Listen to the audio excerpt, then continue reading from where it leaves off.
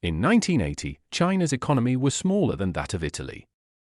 For decades later, it became the world's second-largest economy, accounting for roughly 18% of global GDP. In one generation, more than 800 million people were lifted out of extreme poverty. The speed and scale of this transformation have no modern parallel. Understanding how China's economy grew so fast is not just a story about one country. It is a case study in how policy choices, global integration, demographic forces, and state capacity can reshape the global balance of power. To understand the rise, we have to begin in 1978. At that time, China was emerging from decades of central planning under Mao Zedong. The country's GDP per capita was below $200. Agricultural communes dominated rural life, industrial production was inefficient, and China was largely isolated from global markets. Growth during much of the Mao era had been volatile, with severe disruptions such as the Great Leap Forward causing economic collapse and famine. By the late 1970s, it was clear that the existing model could not deliver sustained improvements in living standards. The turning point came under Deng Xiaoping. Beginning in 1978, Deng introduced reform and opening up. The first reforms targeted agriculture. Communes were dismantled and replaced by the household responsibility system, allowing farmers to sell surplus output after meeting state quotas. The cause was simple: incentives matter. The effect was immediate. Agricultural output surged, rural incomes rose sharply in the early 1980s, and food shortages disappeared. This initial boost created political space for deeper reforms. The next stage focused on industry and foreign investment. In 1980, China established special economic zones in coastal cities such as Shenzhen. These zones offered tax incentives, fewer regulations, and openness to foreign capital. The problem China faced was technological backwardness and lack of capital. The solution was to integrate into global supply chains. Multinational firms brought capital, managerial expertise, and access to export markets. During 1980, Shenzhen was a modest fishing town near Hong Kong with a population of roughly 30,000 people. There were few paved roads, limited electricity, and almost no industrial base. When the central government designated it as one of China's first special economic zones, the decision was not universally welcomed. It was controversial within the political system. Allowing foreign companies to operate with fewer restrictions, permitting market pricing, and experimenting with profit incentives were departures from orthodox central planning. But the leadership understood the underlying problem: China needed capital, technology, and access to global markets. The event that followed was a controlled policy experiment. Foreign investors, especially from Hong Kong and Taiwan, set up factories. Labor-intensive manufacturing began producing garments, toys, and electronics for export. Wages in Shenzhen were several times higher than in rural provinces. Millions of migrant workers arrived. The impact was exponential. By the early 2000s, Shenzhen had become one of China's most dynamic cities. Today, its population exceeds 17 million, and it is home to technology giants such as Huawei and Tencent. What began as a small experiment became proof of concept. Market incentives, when combined with state direction, could generate sustained industrial growth.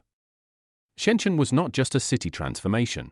It was a model that reshaped national policy.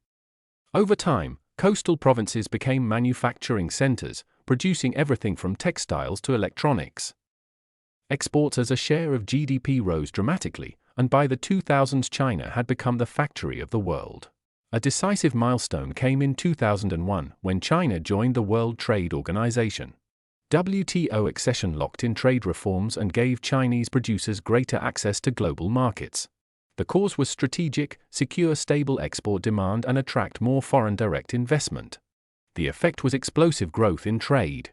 Between 2001 and 2008, China's exports more than tripled. Annual GDP growth averaged around 10% for 3 decades, an extraordinary and sustained expansion rarely seen in economic history.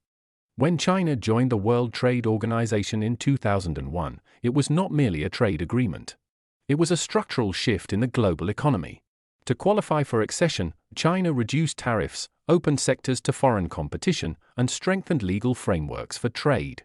These commitments signaled credibility to international investors. The cause was strategic alignment. China wanted guaranteed market access, and multinational corporations wanted lower production costs.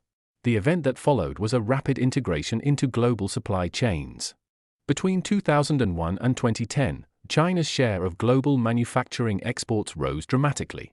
Factories expanded at scale, and entire industrial clusters formed: electronics in Guangdong, machinery in Jiangsu, automotive production in Shanghai. But the impact extended beyond China. In the United States and parts of Europe, manufacturing employment declined sharply during the 2000s. Economists later referred to this as the China shock. For consumers worldwide, it meant lower prices on goods. For certain workers in advanced economies, it meant job displacement and regional decline. For China, it meant sustained growth, rising foreign exchange reserves, and increased geopolitical influence. This period illustrates a core economic principle: when a large labor force integrates into global markets, the effects are not localized. In 2008, the global financial system contracted following the collapse of Lehman Brothers. Global demand fell sharply. For an economy heavily dependent on exports, this posed a serious threat. Millions of factory jobs were at risk as orders from the United States and Europe slowed. The problem was immediate: how to prevent mass unemployment and social instability. The response was one of the largest stimulus programs in modern history. The Chinese government announced a Trillion-Yuan package focused on infrastructure, construction, and state-backed lending. The event was a rapid acceleration of domestic investment.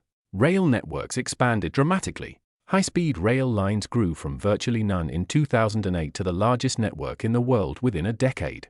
Urban skylines transformed. Cement and steel production surged. The short-term impact was stability. China maintained strong growth while much of the developed world entered recession. The longer-term impact was more complex. Local government debt increased. Real estate became a dominant store of wealth. Growth became increasingly tied to construction and credit expansion. This episode highlights both the strength and the risk of centralized economic coordination. It can mobilize resources quickly in times of crisis, but it can also create imbalances that take years to resolve. China's working-age population expanded rapidly from the 1980s through the early 2010s. Combined with high savings rates, often exceeding 40% of GDP, this created a powerful engine for investment. The state directed credit through major banks toward infrastructure, manufacturing, and urban development. Highways, ports, power plants, and high-speed rail networks were built at remarkable speed. Infrastructure reduced logistical costs, improved productivity, and supported export competitiveness. The cause was coordinated state planning and financial control. The effect was the rapid scaling of industrial capacity. In 1980, less than 20% of China's population lived in cities. Today, more than 60% does. Hundreds of millions migrated from rural areas to urban centers, supplying factories with labor while earning higher wages. This migration supported domestic consumption, housing construction, and service sector growth. Rising incomes expanded the middle class, fueling demand for consumer goods, education, and technology. The transformation reshaped daily life for ordinary families, lifting living standards but also creating new inequalities between regions. Education and human capital were equally important. China dramatically expanded university enrollment from the late 1990s onward. Each year, millions of engineers and science graduates entered the workforce. Over time, the economy moved from assembling imported components to developing domestic innovation. Companies such as Huawei and BYD illustrate this shift from low-cost manufacturing to higher-value industries. Research and development spending rose to more than 2% of GDP, approaching levels seen in advanced economies. The cause was deliberate state support for strategic sectors. The effect was technological upgrading and global competitiveness in areas like renewable energy and telecommunications. Globally, China's rise reshaped trade patterns and supply chains. It became the largest trading partner for more than 120 countries. Commodity exporters benefited from China's appetite for iron ore, copper, and energy. At the same time, manufacturing competition placed pressure on industries in advanced economies, contributing to political debates about globalization. The cause was integration into global markets. The effect was a rebalancing of economic influence toward Asia and a more interconnected world economy. Today, China faces new challenges: an aging population, slower productivity growth, geopolitical tensions, and the need to shift from investment-led growth to consumption-driven expansion. The working-age population has begun to decline. Policymakers are attempting to rebalance the economy toward domestic demand, green energy, and advanced technology. The story is no longer one of double-digit growth, but of managing complexity in a middle-income, globally integrated economy. As wages rose and the labor cost advantage narrowed, China faced another structural challenge: how to avoid the middle-income trap. The cause was simple economic logic. Low-cost manufacturing cannot sustain high-income growth indefinitely. The response was a pivot toward innovation and advanced manufacturing. Massive investments were directed into semiconductors, renewable energy, electric vehicles, and artificial intelligence. Companies such as BYD emerged as global leaders in electric mobility. China now produces the majority of the world's solar panels and dominates battery supply chains. The impact is visible in trade data. High-technology exports have grown as a share of total exports, while China has also become a central player in global clean energy infrastructure. This shift represents an attempt to move from made in China to designed and engineered in China. There are clear lessons in this history. Incremental reform can generate compounding effects when aligned with incentives and market signals. Second, integration into global trade systems can accelerate development, but it also creates interdependence and exposure to external shocks. Third, infrastructure and human capital investment can transform productivity over decades, not just years. Finally, rapid growth often carries hidden costs: debt, inequality, environmental strain, that must be managed carefully to sustain progress. China's economic rise was not accidental. It was the product of policy experimentation, demographic timing, global integration, and disciplined state coordination. The speed of change altered the lives of hundreds of millions and redefined the global economy. If you're getting something from this video, take a second to hit the like button and subscribe. Thank you for watching. See you in the next video.